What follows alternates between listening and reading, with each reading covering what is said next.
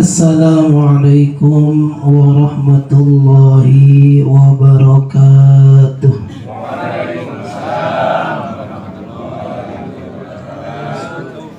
Li'ajli ridha'illahi ta'ala al-fatihah. A'udhu billahi minasyaitanir rajim. Bismillahirrahmanirrahim.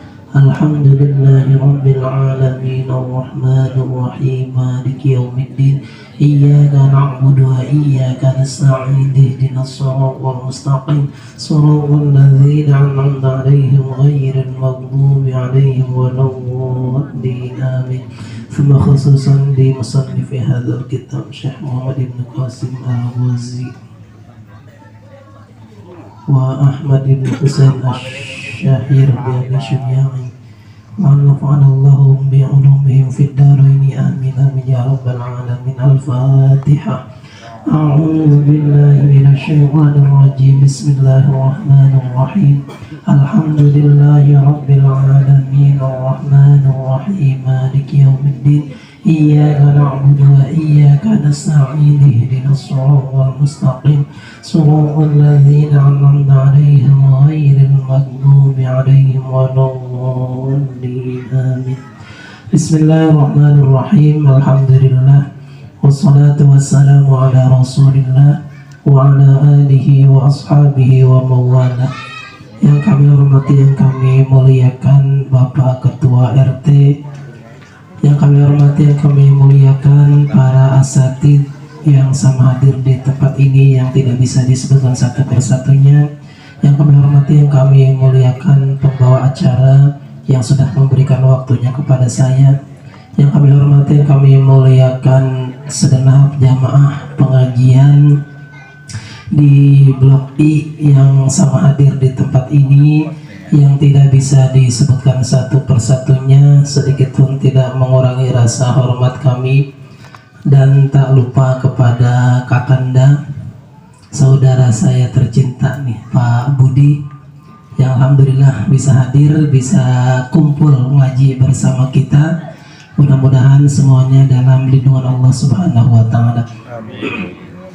Puja dan puji syukur selalu kita panjatkan kehadiran Allah Subhanahu wa Ta'ala, di mana pada kesempatan ini, di waktu ini, di malam ini kita masih diberikan nikmat yang luar biasa sehingga kita semua bisa hadir, bisa kumpul di tempat ini dalam rangka thalabul ilmi, menuntut ilmu untuk mengusir kebodohan, karena ini adalah suatu kewajiban kita sebagai hamba Allah yang beriman. Salawat dan salamnya selalu tercurahkan kehariban baginda kita Nabi Muhammad Sallallahu Alaihi Wasallam. Mudah-mudahan dengan limpahan salawatnya kita termasuk dijadikan sebagai umatnya yang mendapatkan syafaatnya di yaumil qiyamah nanti. Amin ya rabbal alamin. Para jamaah yang dimuliakan oleh Allah Subhanahu wa Ta'ala, pada kesempatan ini saya diberi tugas untuk membawakan materi fikih dengan kitab Fathul Qorib. Dan pada kesempatan ini mungkin saya tidak bisa mengajarkan dari awal sampai akhir karena memang keterbatasan waktu, dan pengajian ini pun dijadwal berapa? 2 bulan sekali ya? Kan 2 pekan. Ketemunya kan 4 orang ya, 4 orang. Jadi kalau dari awal tuh sampai akhir nggak bakal tamat, Pak.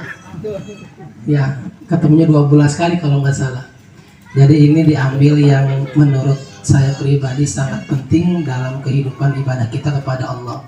Kenapa ini penting? Karena memang yang akan dibahas pada malam hari ini berkaitan tentang toharoh atau wudhu.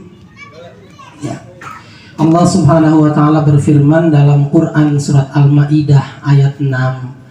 A'udzu billahi minasyaitonir rajim. Bismillahirrahmanirrahim. Ya ayyuhalladzina amanu idza qumtum ilas sholati faghsilu wujuhakum wa aydiyakum ilal marafiq wamsahu biru'usikum wa arjulakum ilal ka'bain. Ini ayat tentang siapa orang yang beriman. Kata Allah, panggilan untuk orang yang beriman. Jika kita akan melakukan sholat, maka hendaklah kita berwudu terlebih dahulu. Cuman dalam ayat ini perintah Allah wudu itu cuma 4 ya. Pertama membasuh muka, kedua mencuci tangan sampai siku, ketiga mengusap sebagian kepala, yang keempat mencuci kedua kaki sampai mata kaki. Kalau kita langsung ngambil perintah ini nggak bisa, Pak, karena kita mah bukan siapa-siapa, bukan ulama, bukan kiai, bukan ustaz. Jadi Quran tuh tidak bisa ditelan mentah-mentah. Sudah ada para pendahulu kita, para imam-imam, para ulama yang sudah menukil, yang sudah menjelaskan lewat tafsir-tafsirnya, yang sudah melakukan ijtihad dengan kajian fikihnya, yang kita sebut dengan mazhab. Kita nih hidup di zaman ini tinggal pakai gitu. Tidak bisa kita berijtihad sendiri, nggak bisa, tinggal pakai ya. Maka dalam ajaran kita mazhab itu ada 4 ya, artinya yang bisa kita ikuti itu ada 4. 1 mazhab Maliki, 2 mazhab Hanafi, 3 mazhab Syafi'i, 4 mazhab Hambali. Kalau kata Panji Gumilang tuh mazhab Soekarno, nggak ada. Siapapun orangnya yang belajar agama Islam ya pasti tahu. Maka tidak sedikit Panji Gumilang itu disebut sesat, karena memang dia sendiri yang mengatakan bahwa mazhabnya mazhab Soekarno. Padahal Soekarno itu bukan pendiri mazhab. Beliau itu hanya seorang presiden pertama kita, dan memang beliau itu termasuk wali juga gitu. Jadi bukan tidak punya mazhab, bukan.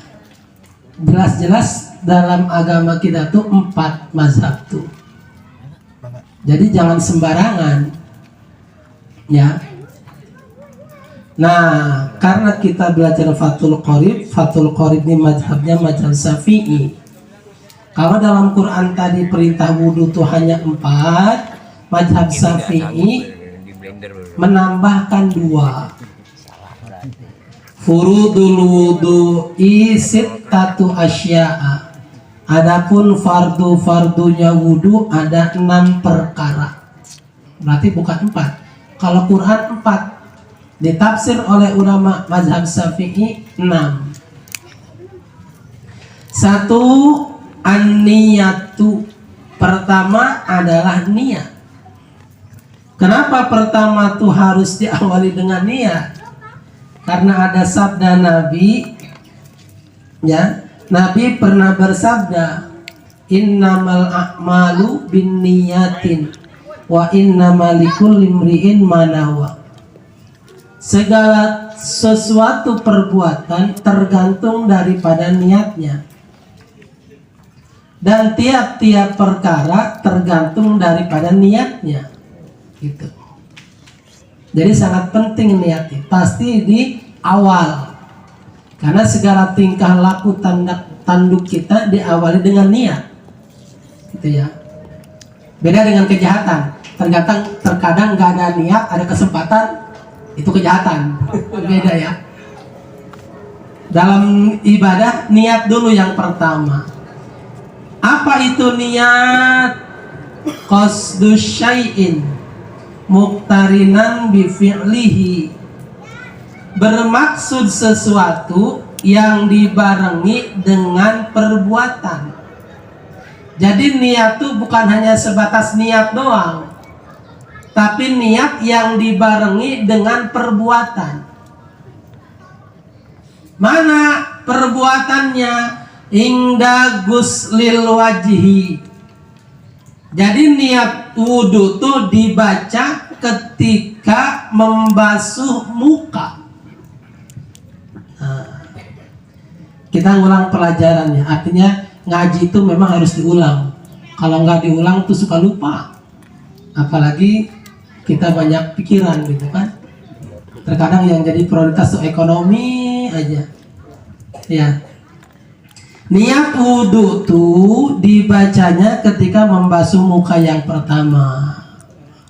Jadi bukan Bapak ketika mencuci tangan Bapak niat wudhu di situ. Itu salah. Ya. Bagaimana bacaan niatnya? Nawaitul wudu'a li raf'il hadatsil asghari fardhon lillahi ta'ala. Saya berwudu, saya niat berwudu untuk menghilangkan hadas kecil, fardu karena Allah Ta'ala. Sudah hafal ini malah ya. Yang jelas penempatannya yang terkadang salah penempatan. Jadi niat wudu itu diulang ketika membasuh muka yang pertama. Ketika air ngucur kan Bapak cuci tangan tuh. Itu cuci tangan tuh bukan niat di situ Bapak ya, karena ini mah sunnah. Nanti setelah fardu kita bahas yang sunnah. Ini yang wajibnya dulu. Yang wajibnya rukun wudu dalam mazhab Syafi'i ada 6. Yang pertama niat. Niat itu bermaksud sesuatu yang dibarengi dengan perbuatan. Kapan niatnya? Niat wudu itu dibaca ketika membasuh muka yang pertama. Ketika air ngocor di tangan, Bapak usap muka Bapak dengan usapan pertama, disitulah niat. Nawaitul wudu'a li raf'il hadatsil asghari fardhon lillahi ta'ala. Dan niat itu di dalam hati, bukan di mulut.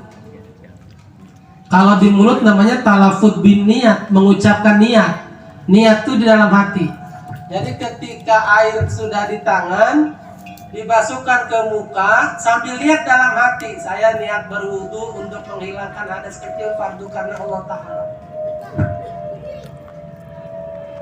Ya Pak, barangkali masih ada di antara Bapak yang niat wudunya tuh dibaca ketika mencuci tangan.